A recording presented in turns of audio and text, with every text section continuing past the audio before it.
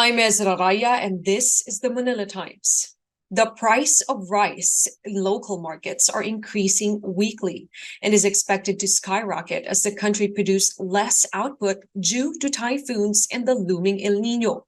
But the Philippines is not alone in this concern. Global rice costs are now at their highest in nearly 12 years.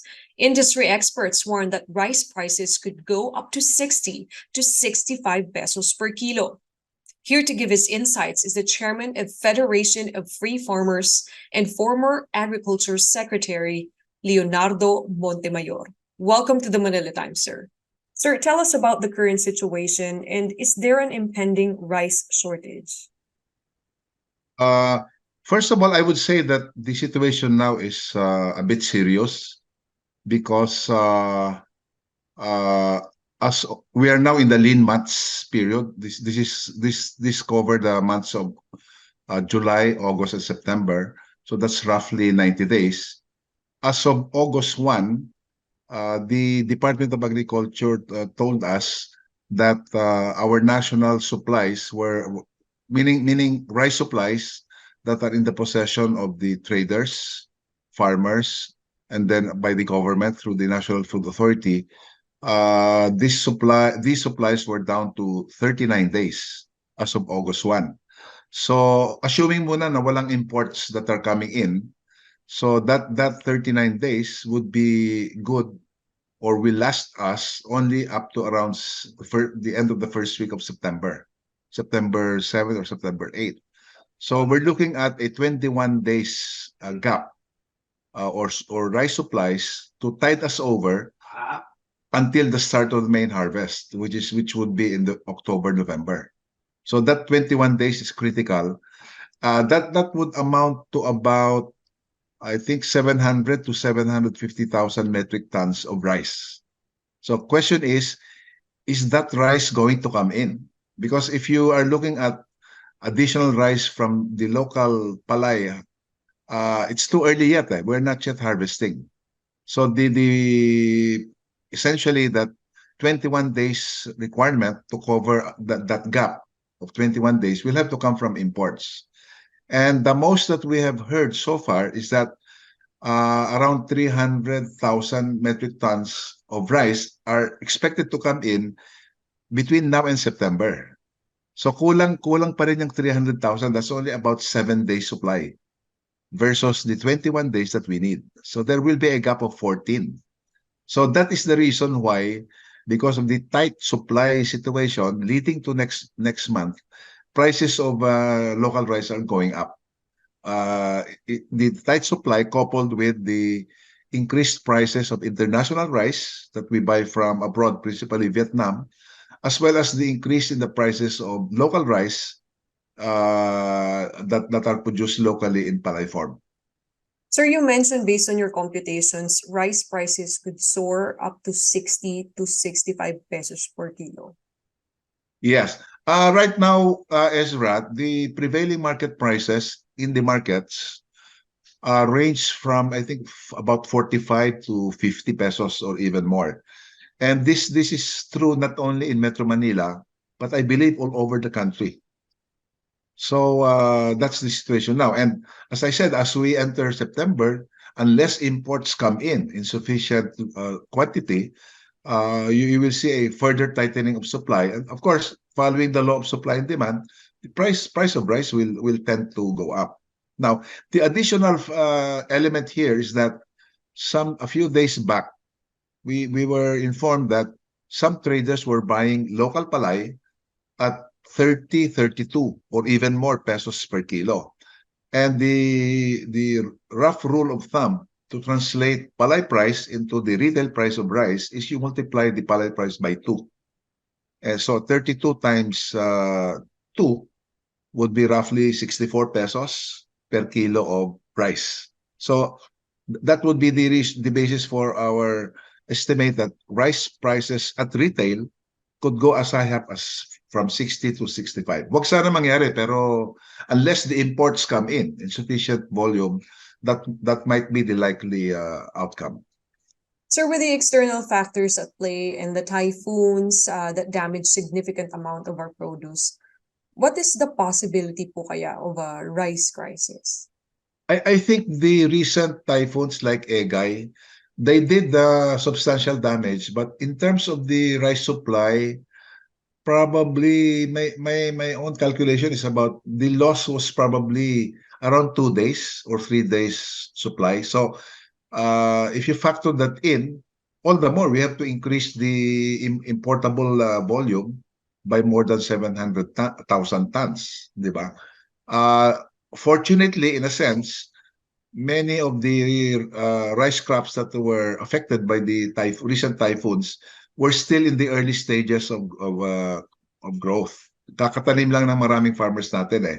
So for many farmers, they will either replant kung total ang damage, or whatever was the surviving rice plants, they will just allow them to go on until they're harvestable. But of course, the volume of harvested rice in that case would be going down, but at least the farmers can hope to at least recover their expenses. So it's a factor, but it's not the principal reason, I think, for why the rice prices are really increasing dramatically. Sir, with all these short-term solutions, I know you mentioned that importation would have to be increased to meet the demands of rice and to keep the prices low. So with all of these,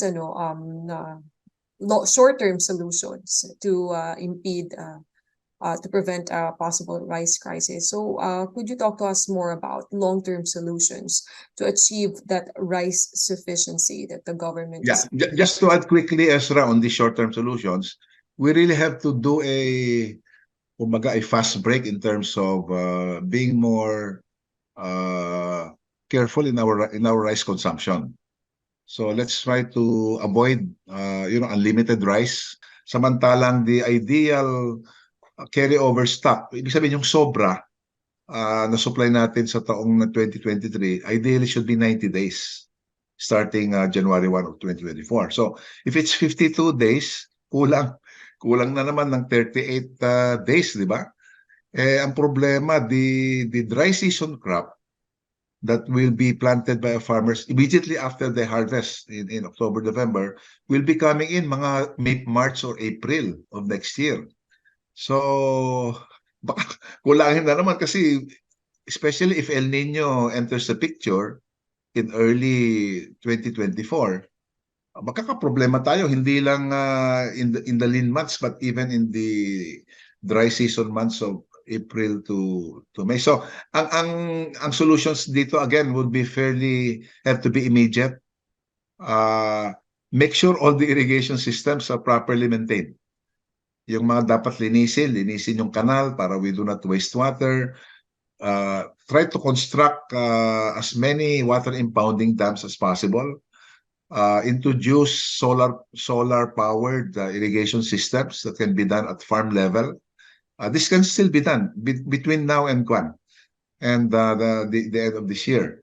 So yun po ang pinaka-immediate na nakikita ko. And then make sure all the support measures needed by farmers like seed subsidies, fuel subsidies, installation of dryers should be done ahead so that we can maximize our harvest during the dry season harvest come around the second quarter of 2024. Now, beyond that, I think it's time now really to review and I would say amend certain provisions of the rice tariffication law. Like for example, we should restore some of the important functions of the National Food Authority.